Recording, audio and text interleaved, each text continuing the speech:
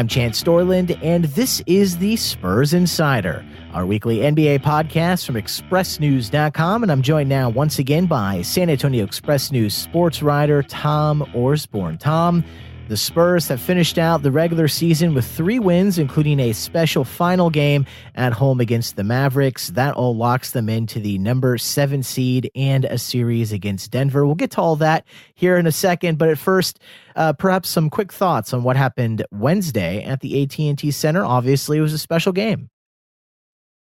Well, yeah, Chance, it sure was. I mean, emotions, very emotional night. From the very get-go, with it being Dirk Nowitzki's last game in his illustrious NBA career.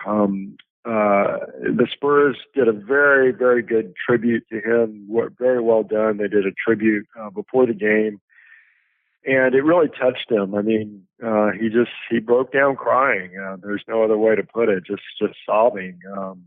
Just overcome with emotion, and it makes sense. I mean, not only the end of his career, but he had so many battles. His Maverick teams battled the Spurs so much, throughout his career. It was a great rivalry. They had some great playoff matchups, and to see a rival like that paying tribute to him, and to hear the cheering from the fans, Spurs fans, and the many Mavericks fans in attendance alike. It was just too much for him, and he was very emotional. It was very touching, very memorable moment. Yeah, and you can check a lot of that stuff out on YouTube. There are clips galore. There's some written commentary on that at expressnews.com. But obviously, that's a bit of a sideshow, important as it was. We're now talking about the playoffs. So as I mentioned, 3 wins. They're now in the 7th seed against Denver. You say the Spurs, they're entering this series on a roll and with a chip on the shoulder. So tell me about the meaning behind those words. Yeah, well, they the playoffs started for them really, 3 games ago, and they won all 3, albeit against lottery-bound teams, the Washington Wizards, the Cleveland Cavaliers, and then last night the Dallas Mavericks. But they did it. They took care of business, and that's impressive. They have a lot of confidence going into the playoffs after doing that. They had to win those games to gain the number 7 seed and avoid that dreaded first round matchup with the Golden State Warriors. That would have been a disaster for them to face them, and but they avoided it. They did what they had to do. They took care of business. So yeah, they're playing with great confidence right now. And the chip on their shoulder, Bryn Forbes last night told me, he said, "Hey, we've got so much still to prove to all those people that didn't even pick us to go to the playoffs this year." So, and you think about it, Chance, you've got guys like DeMar DeRozan, LaMarcus Aldridge, Rudy Gay. All of them have been in the playoffs. And with the exception of DeMar, they haven't had great deep runs in the playoff. And DeMar's playoff performances have been, not what you would expect from a player of his caliber. So they are hungry. They're hungry. They've got a chip on their shoulder, and it all bodes well for them in the first round matchup against the Nuggets. Although, the other thing is Denver's a young team. They're the youngest. They bring the youngest roster into the NBA's postseason.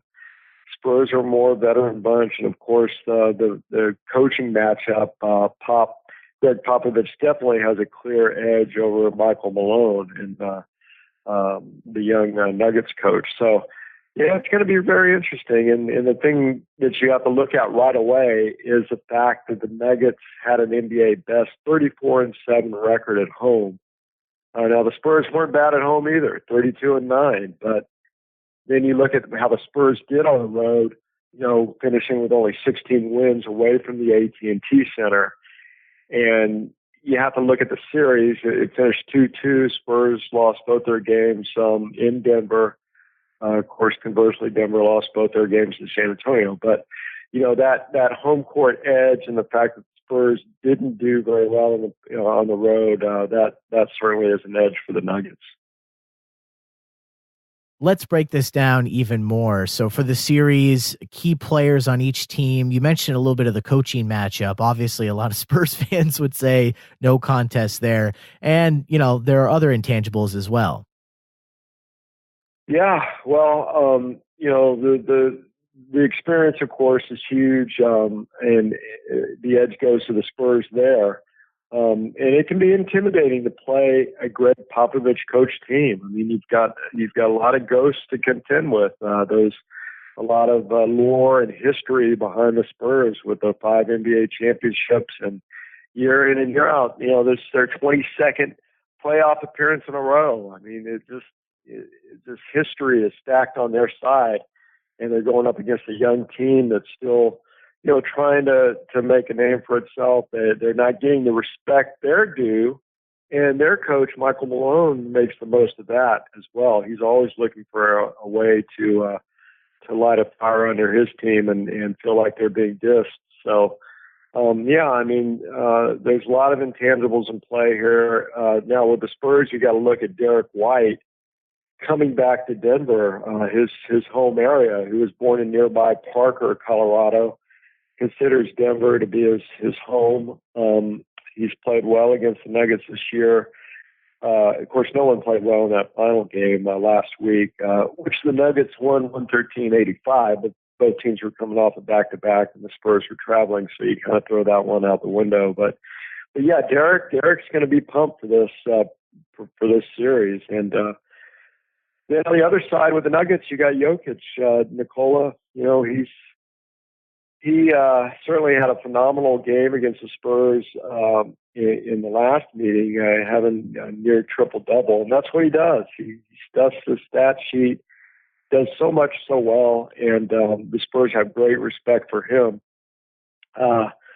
It'll be an interesting chance to see what the Nuggets do defensively against Spurs. Spurs have struggled so much this season against zone defenses. So it'll be interesting if the Nuggets, how much they play zone against the Spurs. The Spurs on the plus side for the Spurs, they've seen it a lot this year. They've struggled, but they've seen it a lot. So, they should be ready for it. And maybe Pop has, crunched the X's and O's and come up with a way to combat it. But it's certainly something the Spurs are going to see a lot in this playoff series. I wouldn't be surprised to see Denver do that right off the bat. It should be a fun series. I'm really looking forward to it. It's something fresh, something different. Teams haven't met in the playoffs since 2007. You got a lot of young faces. Denver's Jamal Murray. The Spurs, Bryn Forbes, Derek White. And speaking of Forbes, Chance really finished strong this season, shooting over 60% from three-point range in the final 10 games, I believe, 9 games. Shot a career best 42.6 from three-point range this season. Averaged a career best 11.8 points per game. He's playing with a ton of confidence. So, it's just going to be interesting. It's going to be a fun series. Nationally, I don't think it's going to play that well. A lot of the games are on NBA TV rather than, your ESPNs. They don't have the best time slots, but for people that love basketball and like seeing something new and fresh, I think it's going to be a wonderful series. We'll get back to this Denver series in a moment, but you keep mentioning Bryn Forbes. Correct me if I'm wrong. I think Forbes and Patty Mills are the two Iron Men this season, right? Yeah. They finished up. Bryn played all 82 games, and and Patty finished with 81. It's a point of pride for both guys, and it's interesting because Patty is Bryn's mentor.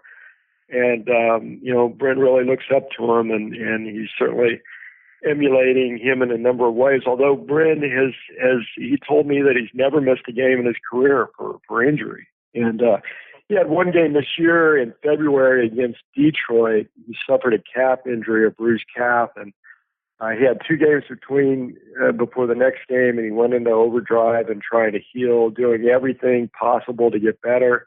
He didn't want to miss that game, and sure enough, he came back and played in 2 days later against Oklahoma City. So, yeah, it's a point of pride in both guys. And I talked to Patty about it last night.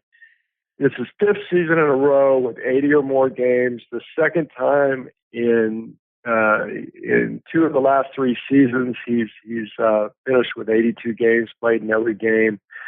He told me that he views that accomplishment as something that's team oriented. And last night he said he went out of his way to thank the training staff for keeping him in condition, patching him up when needed, and playing a role in him getting that Ironman status. And the other guy, LaMarcus Aldridge, he had over 80 games played too, and that's the first time since 2010 and 11 that he's accomplished that. And that reflects Chance, his great off-season training, the things that he's doing as he ages.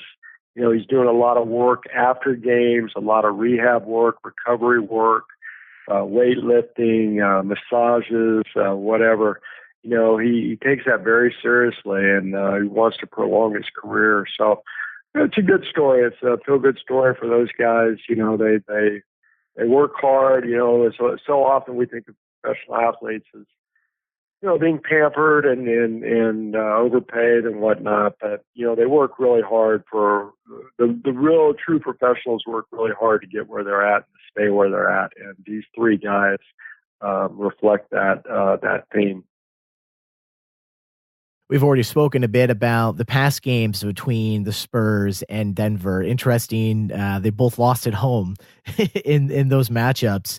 But the final regular season game between the two teams, Greg Popovich ejected in what could be an NBA record of brevity. I've heard different accounts of that. Maybe you have some information, but does that have anything to do with this series at all, or was that just an odd occurrence in its own? Yeah, it was an odd occurrence, and it turns out it wasn't the quickest. Phil Jackson was ejected 27 seconds into a game in the 90s, 93, I believe.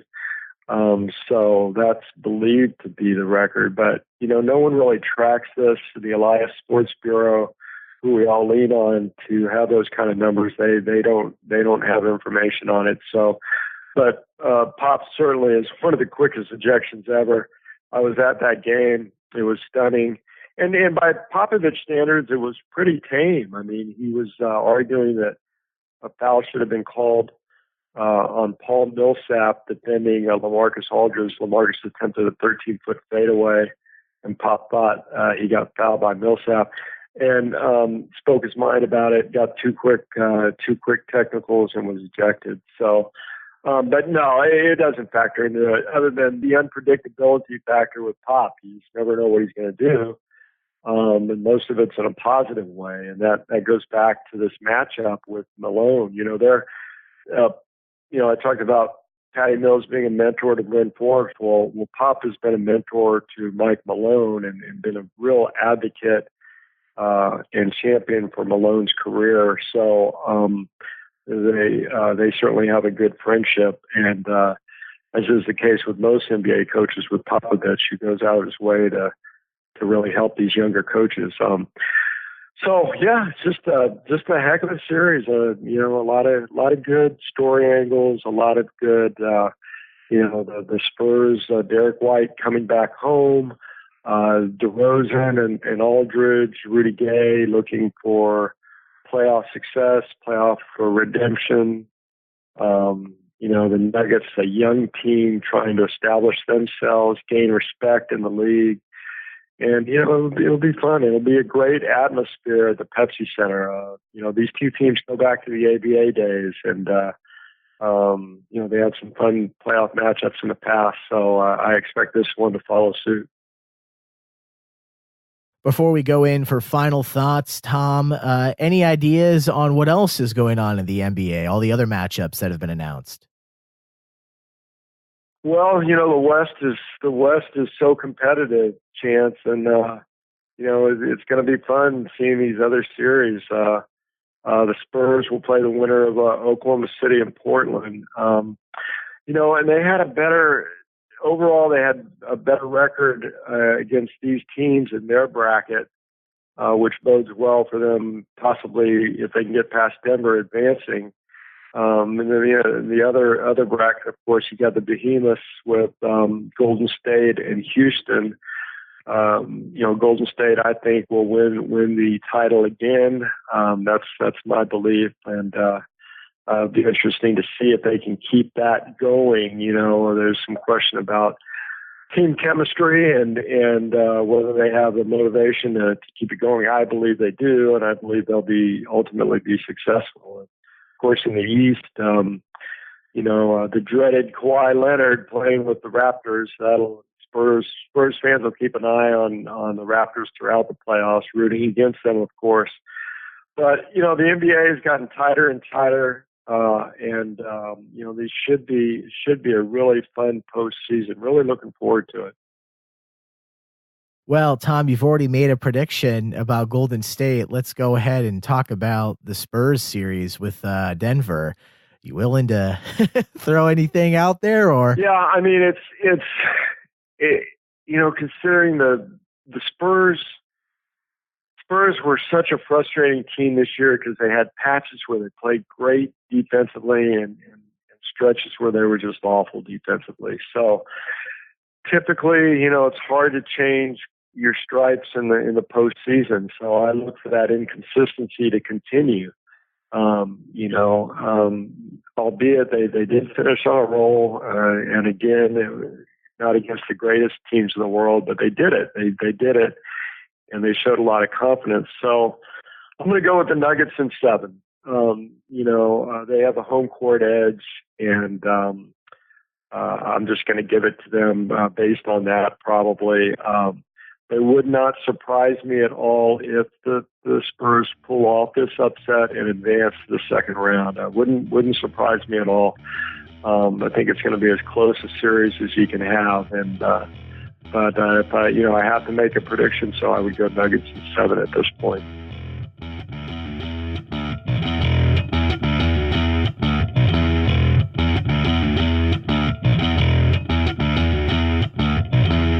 And thank you to San Antonio Express News sports writer Tom Orsborn for joining me for today's episode of the Spurs Insider, our weekly NBA podcast from ExpressNews.com. For the San Antonio Express News, I'm Chance Dorland.